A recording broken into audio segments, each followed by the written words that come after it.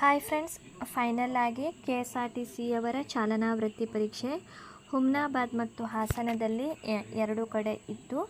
ಎಲ್ಲರ ಕೂಡ ಈಗ ಚಾಲನಾ ವೃತ್ತಿ ಪರೀಕ್ಷೆ ಮುಗಿದಿದೆ. ಸೊ ಇವತ್ತಿನ ಒಂದು ಪೇಪರ್ನಲ್ಲಿ ಪ್ರಜಾವಾಣಿಯಲ್ಲಿ ಎಲ್ಲ ಎಷ್ಟು ಜನರು ತಮ್ಮ ಒಂದು ಚಾಲನಾ ವೃತ್ತಿ ಪರೀಕ್ಷೆ ನೀಡಿದ್ದಾರೆ, ಅದೇ ರೀತಿ ಎಷ್ಟು ಜನ ಪಾಸಾಗಿದ್ದಾರೆ ಹುಮ್ನಾಬಾದ್ ಮತ್ತು ಹಾಸನದಲ್ಲಿ ಸಂಪೂರ್ಣ ಮಾಹಿತಿಯನ್ನು ನೀಡಿದ್ದಾರೆ. ನೀವು ಇಲ್ಲಿ ನೋಡಬಹುದು.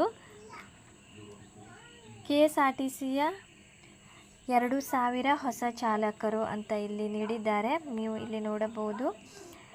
KSRTCಯಲ್ಲಿ 5 ವರ್ಷಗಳಿಂದ ಬಾಕಿ ಉಳಿದಂಥ ಚಾಲಕ ಕಮ್ ನಿರ್ವಾಹಕ ನೇಮಕಾತಿ ಅಂತಿಮ ಹುದ್ದೆಗೆ ಬಂದಿದೆ. ಜೂನ್ ಮೊದಲ ವಾರದಲ್ಲಿ 2000 ಹೊಸ ನೌಕರ ಕರ್ತವ್ಯಕ್ಕೆ ಹಾಜರಾಗಲಿದ್ದಾರೆ ಅಂತ ಕೂಡ ಇಲ್ಲಿ ಮಾಹಿತಿ ಬಂದಿದೆ ಫ್ರೆಂಡ್ಸ್. ಇದು ಒಂದು ಗುಡ್ ನ್ಯೂಸ್ ಅಂತಲೇ ಹೇಳಬಹುದು.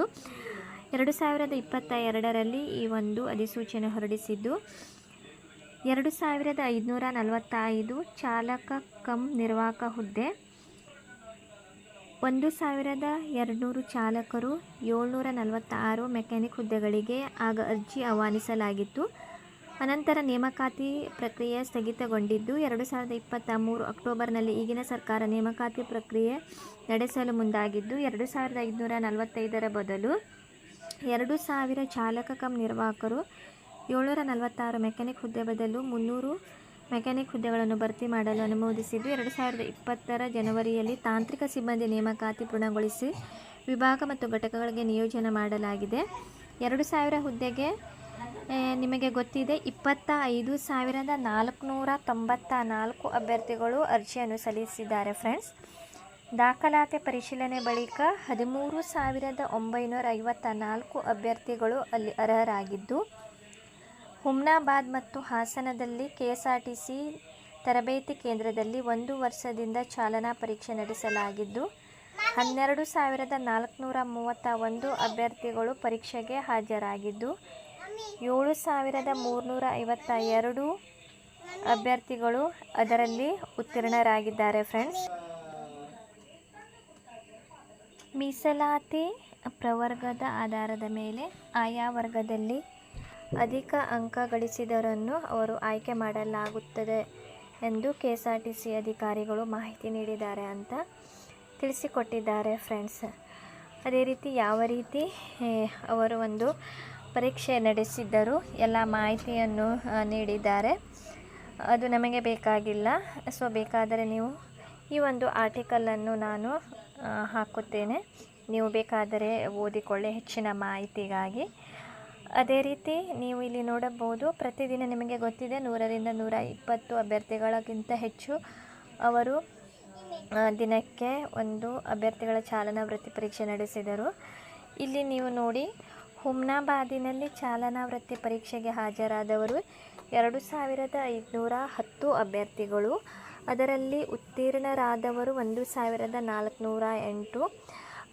ಶೇಕಡಾವಾರು ಕೂಡ ನೀಡಿದ್ದಾರೆ. 56.09% ಉತ್ತೀರ್ಣರಾಗಿದ್ದಾರೆ. ಅದೇ ರೀತಿ ಹಾಸನದಲ್ಲಿ ಟೋಟಲ್ ಚಾಲನಾ ವೃತ್ತಿ ಪರೀಕ್ಷೆಗೆ ಹಾಜರಾದವರು 9,921. ಅದರಲ್ಲಿ 3,977 ಅಭ್ಯರ್ಥಿಗಳು ಉತ್ತೀರ್ಣರಾಗಿದ್ದಾರೆ. ಉತ್ತೀರ್ಣರಾದವರ ಒಂದು ಶೇಕಡಾವಾರು ನೋಡುವುದಾದರೆ 59.91% ಉತ್ತೀರ್ಣರಾಗಿದ್ದಾರೆ ಅಂತ ಮಾಹಿತಿ ನೀಡಿದ್ದಾರೆ. ಅದೇ ರೀತಿ ಕೆಲವಷ್ಟು ಅಭ್ಯರ್ಥಿಗಳ ಇಲ್ಲಿ ನೀವು ನೋಡಬಹುದು ಚಾಲನಾ ಪರೀಕ್ಷೆಗೆ ಸಂಬಂಧಿಸಿದಂತೆ ಆಕ್ಷೇಪಣೆ ಸಲ್ಲಿಸಲು ಕೂಡ ಅವರು ಅವಕಾಶ ಮಾಡಿಕೊಟ್ಟಿದ್ದರು. ಪರೀಕ್ಷೆ ಕಠಿಣವಾಗಿತ್ತು ಎಂದು ಕೆಲವರು ಆಕ್ಷೇಪಣೆ ಸಲ್ಲಿಸಿದ್ದರು. ಚಾಲನಾ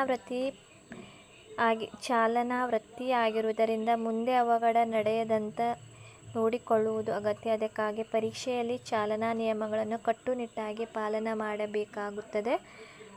ಆದರೂ ದೊಡ್ಡ ಸಂಖ್ಯೆಯಲ್ಲಿ ಅಭ್ಯರ್ಥಿಗಳು ಉತ್ತೀರ್ಣರಾಗಿದ್ದಾರೆ ಎಂದು ಸಾರಿಗೆ ಸಚಿವ ರಾಮಲಿಂಗಾರೆಡ್ಡಿ ಅವರು ಪ್ರಜಾವಾಣಿಗೆ ತಿಳಿಸಿದ್ದಾರೆ ಅಂತ ಕೂಡ ಮಾಹಿತಿಯನ್ನು ನೀಡಿದ್ದಾರೆ ಫ್ರೆಂಡ್ಸ್.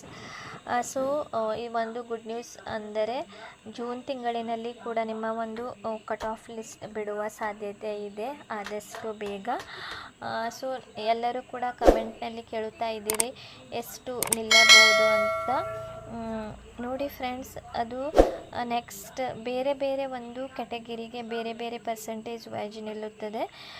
ಯಾಕಂದರೆ ಎಷ್ಟು ಕ್ಯಾಟಗಿರಿಯಲ್ಲಿ ಎಷ್ಟು ಅಭ್ಯರ್ಥಿಗಳು ಪಾಸಾಗಿದ್ದಾರೆ ಅಂತ ಯಾರಿಗೂ ಕೂಡ ಗೊತ್ತಿಲ್ಲ. ಫಾರ್ ಎಕ್ಸಾಂಪಲ್, ಈಗ 2A ನನ್ನ ಪ್ರಕಾರ ಹೆಚ್ಚು ಅಭ್ಯರ್ಥಿಗಳು ಅಂದರೆ ಆ ಕಾಸ್ಟಿನವರು ಹೆಚ್ಚು ಜನರು ಇದ್ದಾರೆ. ಸೊ 2A ಕೂಡ ಸ್ವಲ್ಪ ಹೈ ನಿಲ್ಲಬಹುದು ನನ್ನ ಪ್ರಕಾರ. ಅದೇ ರೀತಿ 3B ಕೂಡ, 2B ಪ್ರವರ್ಗ 1 ಇದೆಲ್ಲ ಸ್ವಲ್ಪ ಕಡಿಮೆ ನಿಲ್ಲಬಹುದು. ಅದೇ ರೀತಿ SC/STನವರು ಕೂಡ ಹೆಚ್ಚಿನ ಸಂಖ್ಯೆಯಲ್ಲಿ ಇದ್ದಾರೆ ಫ್ರೆಂಡ್ಸ್. ಸೊ ಅದಕ್ಕಾಗಿ ಎಕ್ಸಾಕ್ಟಾಗಿ ಇಷ್ಟಕ್ಕೆ ನಿಲ್ಲಬಹುದು ಅಂತ ಹೇಳಲು ಯಾರಿಂದಲೂ ಕೂಡ ಸಾಧ್ಯವಿಲ್ಲ. ಯಾಕಂದರೆ ಯಾರಿಗೂ ಕೂಡ ಮಾಹಿತಿ ಗೊತ್ತಿಲ್ಲ ಎಷ್ಟು ಅಭ್ಯರ್ಥಿಗಳು ಯಾವ ಒಂದು ಕ್ಯಾಟಗಿರಿಯಲ್ಲಿ ಪಾಸಾಗಿದ್ದಾರೆ, ಎಷ್ಟು ಪರ್ಸೆಂಟೇಜ್ ಮಾಡಿದ್ದಾರೆ. ಸೊ ಅದರ ಪ್ರಕಾರ ಕೂಡ ಡಿಪೆಂಡ್ ಇರುತ್ತದೆ. ಅದೇ ರೀತಿ ಅವರು ಆಯಾ ವರ್ಗಕ್ಕೆ ಎಷ್ಟು ಮಾರ್ಕ್ಸ್ ಹೆಚ್ಚು ಅಂಕ ಪಡೆದಿದ್ದೀರಿ ಅದರ ಮೇಲೆ ಸೆಲೆಕ್ಷನ್ ಮಾಡುತ್ತಾರೆ ಅಂತ ಇಲ್ಲಿ ಮಾಹಿತಿಯನ್ನು ನೀಡಿದ್ದಾರೆ. ಅದೇ ರೀತಿ ಅವರು ಡೇಟ್ ಆಫ್ ಬರ್ತ್ ಕೂಡ ನೋಡುತ್ತಾರೆ. ಸೊ ಓವರಾಲ್ ನೋಡುವುದಾದರೆ ನಿಮಗೆ ಗೊತ್ತಿದೆ 45ರ ಮೇಲೆ ಯಾರು ಪರ್ಸೆಂಟೇಜ್ ಮಾಡಿದ್ದೀರಿ, ಸ್ಕೋರ್ ಮಾಡಿದ್ದಾರೆ, ಸ್ವಲ್ಪ ಸೇಫ್ ಅಂತ ಒಂದು 95% ಸೇಫ್ ಅಂತ ಹೇಳಬಹುದು. ಸೆಲೆಕ್ಷನ್ ಆಗುವ ಚಾನ್ಸಸ್ ಇದೆ ಫ್ರೆಂಡ್ಸ್. ಸೊ ಎಲ್ಲರಿಗೂ ಕೂಡ ಬೆಸ್ಟ್ ಆಫ್ ಲಕ್.